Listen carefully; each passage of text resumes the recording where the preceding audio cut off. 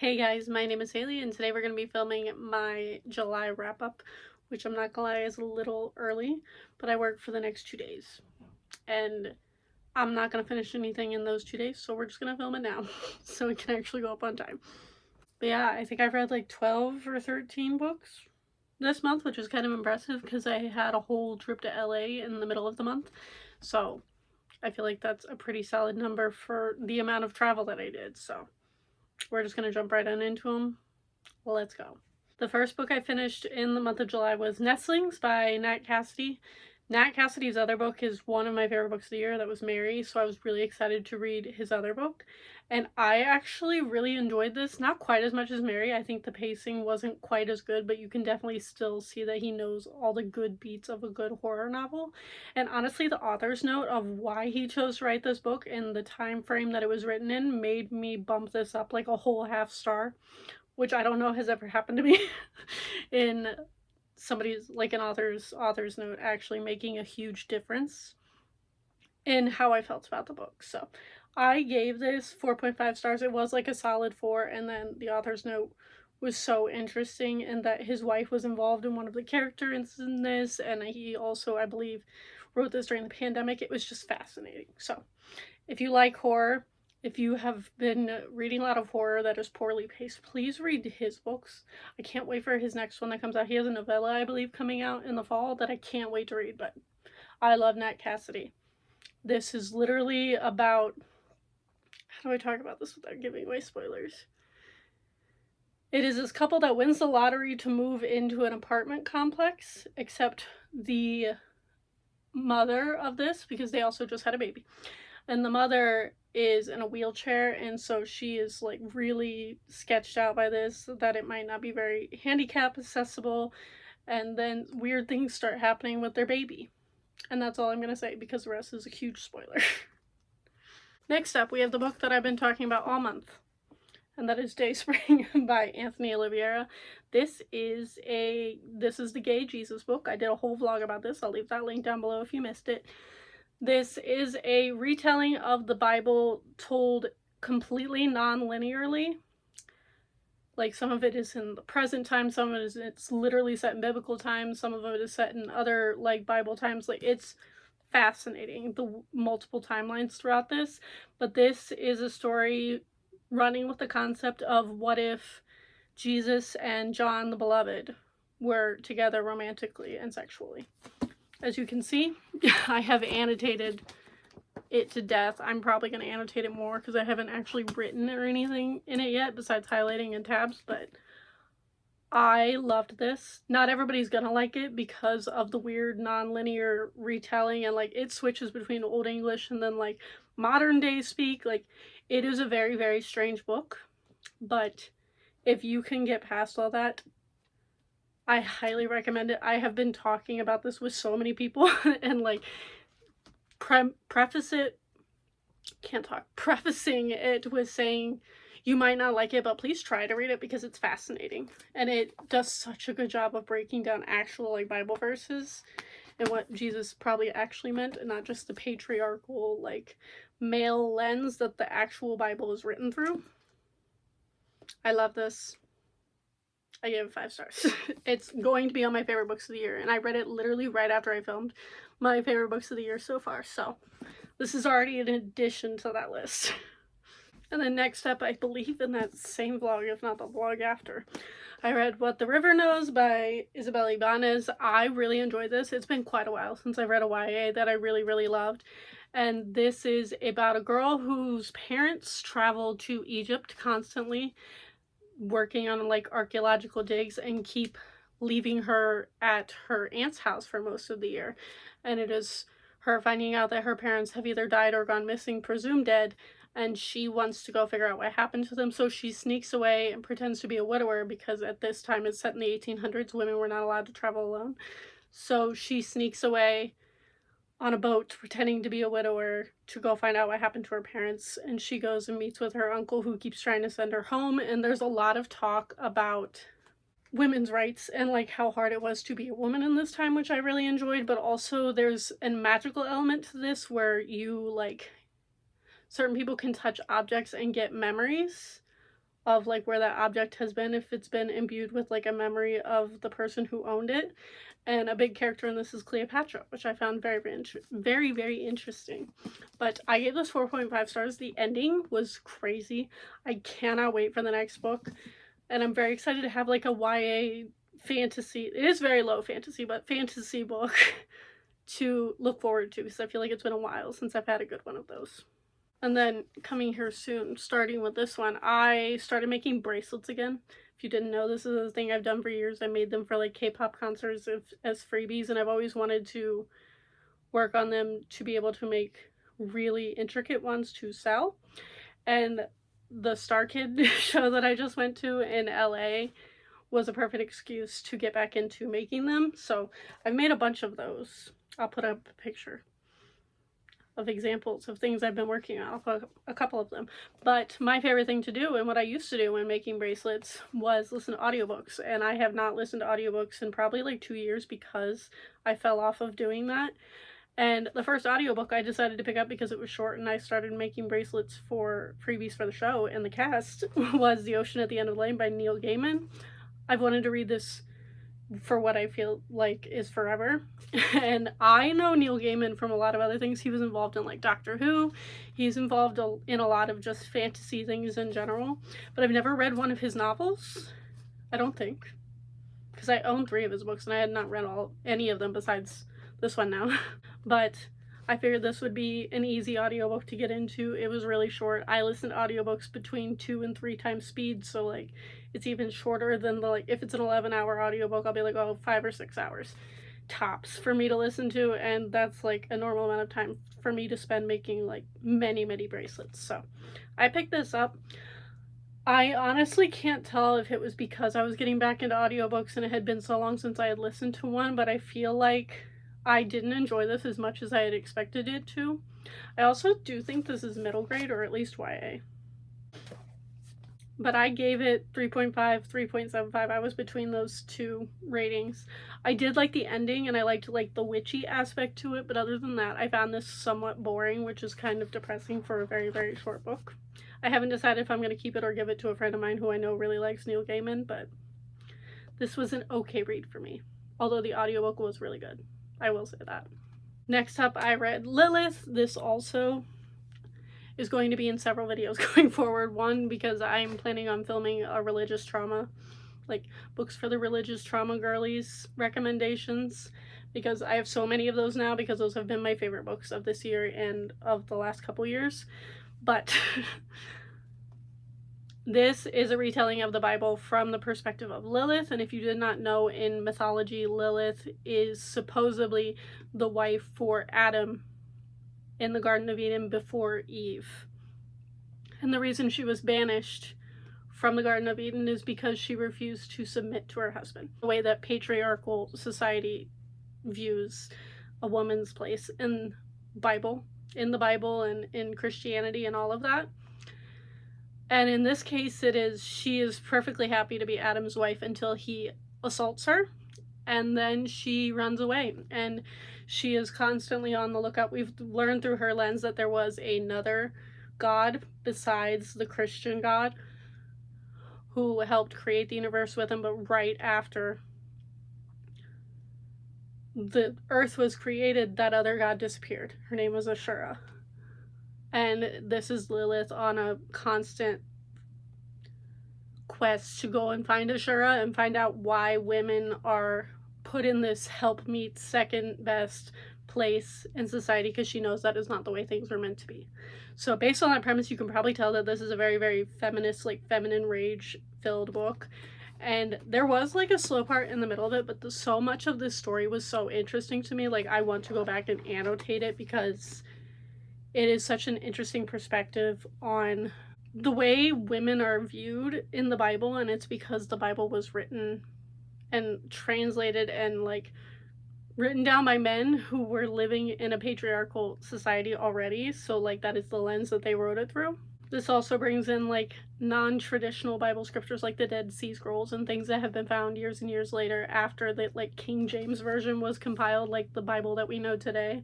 There's also so much talk about like Mary Magdalene and like Jezebel in here, which I found fascinating, because if you grew up in any sort of church or know by your Bible at all, those are like two of Mary Magdalene sometimes isn't villainized. Some people are just like, oh, she was like Jesus's best friend, which I don't believe at all. But Jezebel especially is like a word and a name used for people who are not like a non-biblical woman, like a, I'm trying to think of a non-derogatory term for it. A woman who is not of God. Let's go with that. And in this version of it, Jezebel was the one trying to bring Ashura's actual intentions for women in the earth. And I found that whole storyline fascinating as someone who grew up hearing like the worst thing you could be was a Jezebel, which already doesn't sit well with me and never did, but I loved this. If you like retellings of the Bible, please read this. If you like feminine rage, please read this. Like, there are so many things involved in this, and I've never heard anybody talk about this book. I had just been eyeing it at Barnes & Noble for a while because it was called Lilith, and I've always been fascinated by Lilith as like a character in mythology, so loved this. Highly recommend, 5 stars. And then I went on a whole rampage of audiobooking while I was finishing up making all of these bracelets for the Star Kids show, Cinderella's Castle. So we're gonna go through those. The first of those I picked up on audiobook because it's huge and I've owned this for years and I couldn't decide if I wanted to keep it, so I was like, the fastest way for me to read this and consume it is to just listen to it on audio. I also personally think most horror is better on audio, in my experience. There are some exceptions to that, but this is the Book of Accidents by Chuck Wendig. I've owned it for years. I did end up giving this 3 stars and am probably going to unhaul it. I'm also thinking about making a Pango, so if you would be interested in buying any of my books, because I have a whole shelf of like unhaul books that I'm either going to do blind dates with or like sell on Pango, so I will leave my Pango down below. If I end up doing that, you'll find out. But this is like a haunted house story. It's these people who move out to this house in the middle of the woods. He got it. He like was gifted the house in his father's will, but he did not have a good relationship with his father. He was abusive and he has trouble going back to his childhood home because of what happened to him there. And then weird things start happening with his son after they move back into this house. And I just did not like the direction that this took. I feel like I have read stories, like especially haunted house, like horror stories like this before, and this was not my favorite execution of it. I also just think it was way too long. Like, this book is 500 some pages, 520 some pages. It was too long. Even me listening to it on 3 times speed on audio, it was too long. And I did not think it could have easily been like 150 pages less and told the same story. So I don't know if Chuck Wendig's writing just isn't for me, or if it was the story itself that I've seen done better or what, but I gave this 3 stars. I did not really enjoy it very much. And then we have Otherworldly. You saw me talk about this in a book haul really recently, and I am so sad about this one because I've been hearing about this author for so long. I love this cover. I literally said it was one of my favorite covers that I bought, and I ended up giving it 3.5 stars. Like, this is also just not what I expected. This is about 2 main characters. One is an in-between. What is he called?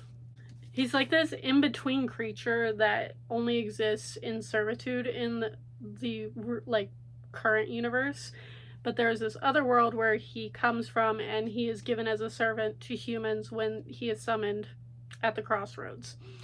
And very early on in this book, he escapes his contract and the other world, and he finds out that other creatures are hiding him from his queen, who is the reason he was made this way, the person who created him.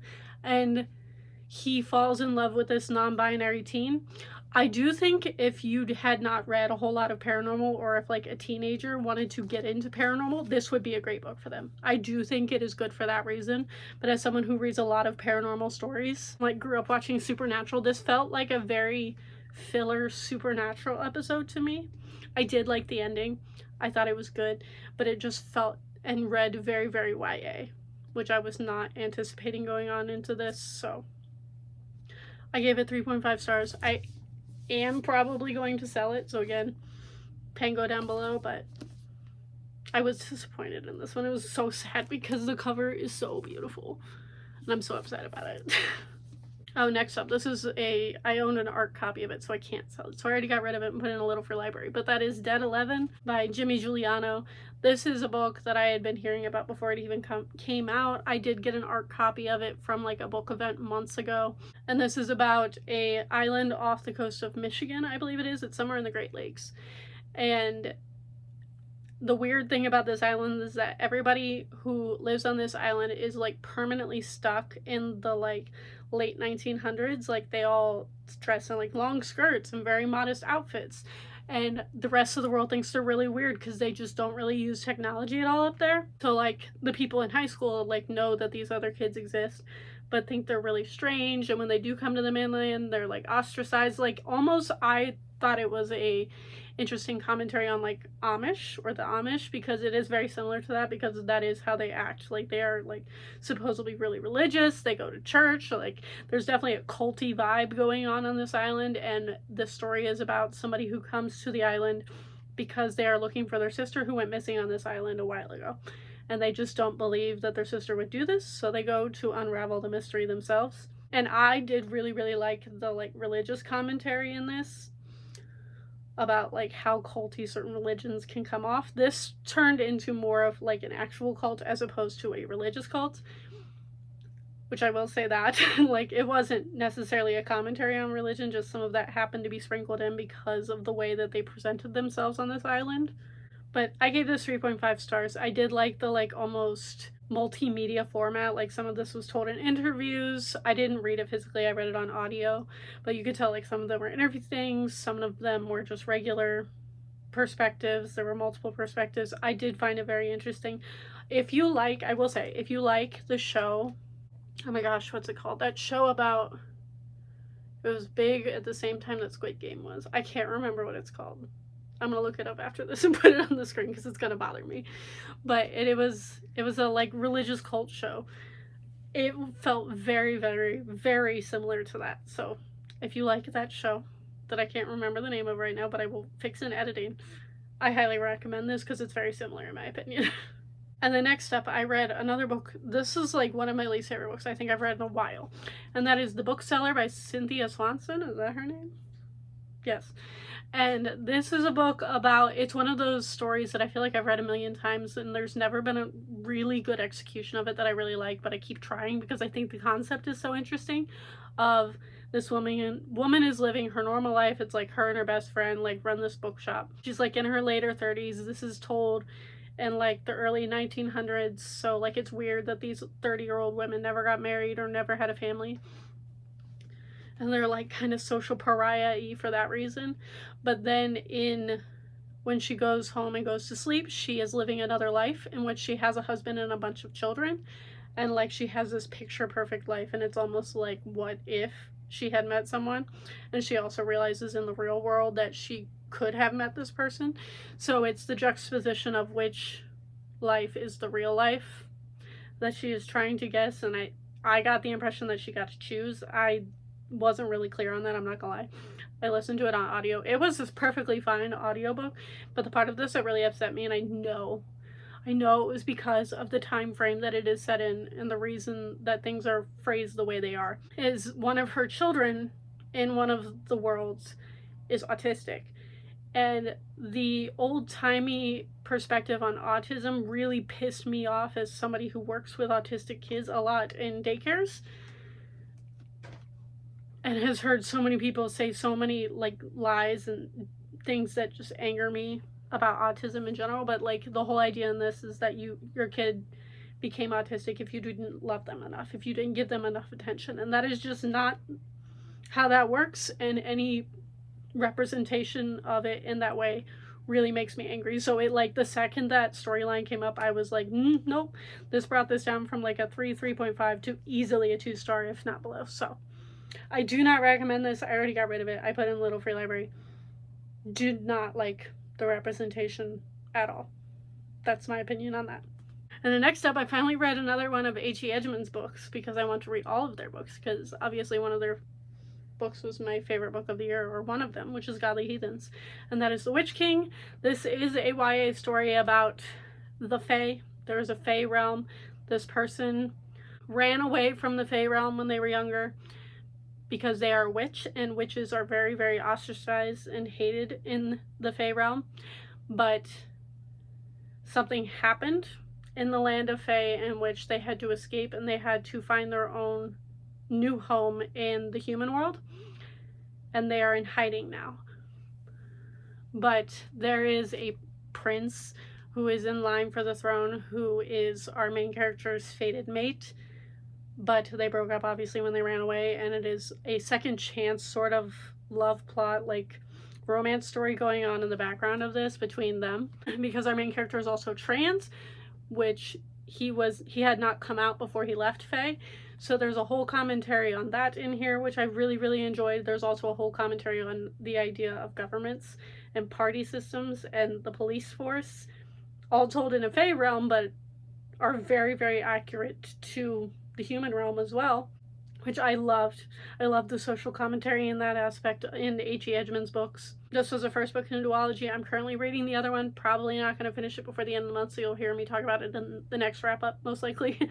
But I loved this. I gave it 5 stars. It's probably more like a 4.75, but the commentary really gets me, and that's why I love H.E. Edgman's books so much. So I highly recommend this if you're looking for like a paranormal Fae story that's a little bit different from your average like romantic-y Fae. Then next up, I listened to the audiobook of The Book of Essie. This is a book I feel like I have seen going around for ages. When did this come out? Because I remember this making its way around BookTube. Yeah, this came out in 2018. It's one of those, I feel like they were very popular back in like the late 2015 to 2020 like era. This is the story of a religious family who has one of those like big TV shows about their lives, very, very similar to the Duggars. I feel like it's a very big commentary on the Duggars or any other religious like reality TV show, and it is about this family who are very, very famous. They own like a mega church, and like their kids' lives and their lives are intentionally put on the internet for everybody to judge at all times, but also to just like show they're better than everybody else because they love God and they're religious and like they're rich because of the show and their mega church, like all of that. And I love the commentary for one thing on, I'm not a big reality TV show person, but I love the commentary on the idea of religion being used in the concept of a reality TV show or even mega churches. I don't think mega churches should exist because I think it's the opposite of what Christianity is supposed to be. But that's a whole other tangent that I'm not going to get into right now. But this book opens up with, I think it's the youngest girl in the family ends up pregnant. And it becomes a scandal. Her mom is like trying to find out a way to cover it up and make it so they don't have a big scandal within the Christian community, and it doesn't mess up the ratings on their TV show, and it doesn't mess up people supporting the megachurch. Like, there's a whole lot of behind the scenes of how different the characters are on and off camera, which I really, really liked. One of the sisters from the family has escaped and like doesn't talk to the family anymore, and they have like hidden the fact that she has left the family by like photoshopping her into like Christmas cards and stuff every once in a while and hoping that the public doesn't ask where she is. But there are definitely side characters of people who have escaped similar like religious cults and like situations in this that I also really liked. And this girl, our main character, goes to a boy she knows at school and asks him to like fake date, but in this case fake marry her, so that they can pretend to be in love, and then that would be both of their tickets out of this town. Hers to get away from her family, and him because his family is poor, and this fake marriage will give them all the money they need to just leave. So they form an alliance to do that, and then so many other things unfold in this. I will give you a complete trigger warning for sexual assault that is involved in this story. I cannot tell you how because it's a huge spoiler, but it was where I kind of expected this storyline to go, but it did not detract from the story at all. I gave this 4.75 stars. The audiobook was excellent. It's a full cast narration. And if you've ever been involved in a megachurch, or if you've ever thought about how messed up it is for like family vloggers or mommy vloggers or things like that to like monetize their families on the internet, I feel like that's a big conversation that's been happening. Please read this. I loved it. Next up, I binge listened to, while I was doing a lot of the bracelets again, I binge listened to Big Swiss. This is one of those weird girl lit books that I saw going around forever. I got this in a little free library of this like perfect hardcover copy of it. I was so excited because I've wanted to read this like since it came out. And this, I feel like, is the definition of weird girl lit. It is this girl who like is a transcriber for these therapy sessions, and she is really good at recognizing people's voices, because even though the people on the therapy sessions are anonymous, she only gets their initials and isn't told who it is. When she goes out in public in like her city, she will sometimes recognize the voice of somebody she has listened to a therapy session of, and she realizes she knows all these intimate details about these people's lives, and she becomes obsessed with one of these people that she is listening to the sessions of, and she names her Big Swiss. And then she ends up meeting her in real life and realizes who she is, and the two of them form this like relationship. But obviously she does the thing where she doesn't tell her who she is or why she knows her and all of that, and that will eventually come out. But I thought this was bizarre. The person that she lives with, there was also like a weird subplot of the person that she lives with is this weird lady, and there's like bees trapped in the ceiling, and like they just kind of decided to live with these bees. I didn't understand the bee plotline, but I felt like it added to the weird girl lit vibe so well. I wanted to know more about her roommate, honestly, than we got in this book. There's also a big commentary on you think you know a person, whether it's like a YouTube video, whether it's like a reality show, whether it's TV, anything like that. It's almost like she sees Big Swiss as a celebrity, and when she actually gets to know Big Swiss, they're not as bright and shiny as you might think from listening to their therapy sessions. So I really love the commentary on that. I gave this 4 stars. I definitely need to read more weird girl lit books, so if you have any recommendations for those, please leave them in the comments below, because I would love to read more of them. And then the last book that I just finished yesterday, that I read and listened to on audio yet again, because the audiobooks got me through a lot of things this month, is Happiness Falls by Angie Kim. I somehow managed to read 2 books about autistic like characters being a huge part of the plot. This is a family saga, it's a mystery, and it is told from the perspective of this Korean American family. The dad and the autistic son were out and about one day, and then the dad goes missing, and the police are like investigating this, trying to figure out what happened to him. The family keeps trying to find him and trying to figure out, and they uncover this like underground things they didn't know about their father. And it also becomes a commentary on the way people with autism are treated within the system. This is also told during COVID, so there's a lot of talk about them having to mask a lot for all of their sessions, because not only was it a weird time for everybody else, but like policing still needed to be done. And one of like the autistic kid goes to like therapy sessions in a way to try to get him to be able to communicate with people. And I will say I enjoyed the autism rep in this much more. It was way more ethical, I guess is the way to put it. It was a good commentary in my opinion, and the author's note also had a whole spiel on how they came up with one of the storylines in here with the autistic child.